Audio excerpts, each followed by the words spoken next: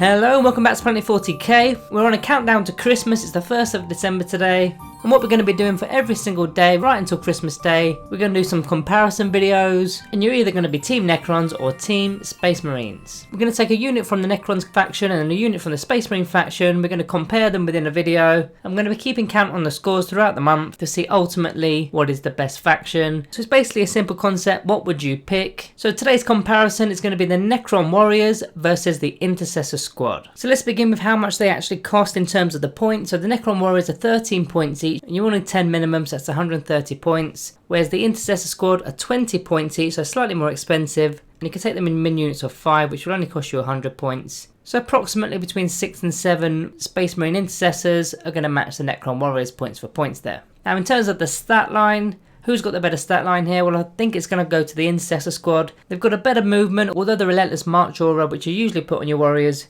will put them up to movement 6. But those Space Marine Intercessors have got an additional wound and an additional attack, as well as a 3+ armor save as opposed to a 4+. So I think the stat line for the Intercessor squad is definitely going to get a point there. Now in terms of abilities, the Intercessors do have decent abilities. They can combat squad. They've got the Angels of Death ability, of course. But in my opinion, the Necrons would win that one, simply because they've got the reanimation protocols and the command protocols. But more importantly, their number is Legion, so they can reroll their reanimation protocol rolls over 1 for the unit. And this can easily be buffed to get a +1 to that reanimation as well. So ability wise, I'm going to go with the Necron Warriors. As for the ranged capability, so the range attacks, the Intercessors, they've got decent options. They've got the bolt rifle, the auto bolt rifle, and the stalker bolt rifle. All three are pretty decent, pretty versatile. However, I do think I'd go again with the Necron Warriors. They've also got a couple of options up their sleeve. One of them is the Reaper, which is strength 5, minus 2 AP, 1 damage. Now it is only 1 damage, but when you're taking a lot of these guys and using relics such as the Veil of Darkness relic, for example, this can be absolutely brutal, especially when you've got a 20-man warrior blob. Now in terms of melee, I'm going to go the other way here. The Intercessor squad is definitely going to take this one. The Sergeant being able to be kitted out with a melee weapon, and then the entire unit itself is going to have the combat doctrines for the minus 1 AP in the assault doctrine, and also shock assault, so they're going to have an extra attack. And they actually start with 2 attacks base anyway,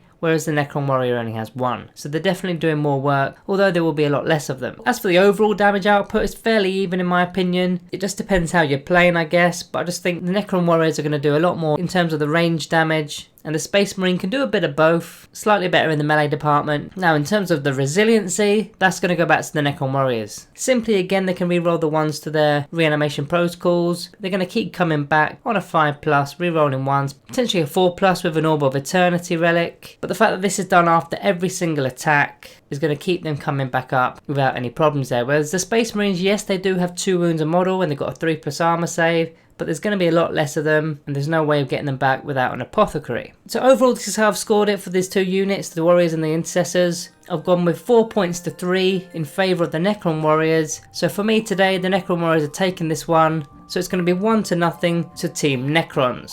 So guys, that's the video today. Tomorrow we're going to be coming back with another comparison video for Necrons versus Space Marines. It's obviously not meant for a super serious tactical video. I thought it would be a little bit of fun leading up to Christmas and whatnot. So I hope you're going to continue joining us throughout the holiday season on our countdown to Christmas. So guys, if you haven't already, subscribe below, like the video and all that good stuff. Thank you all for watching, and I'll see you tomorrow.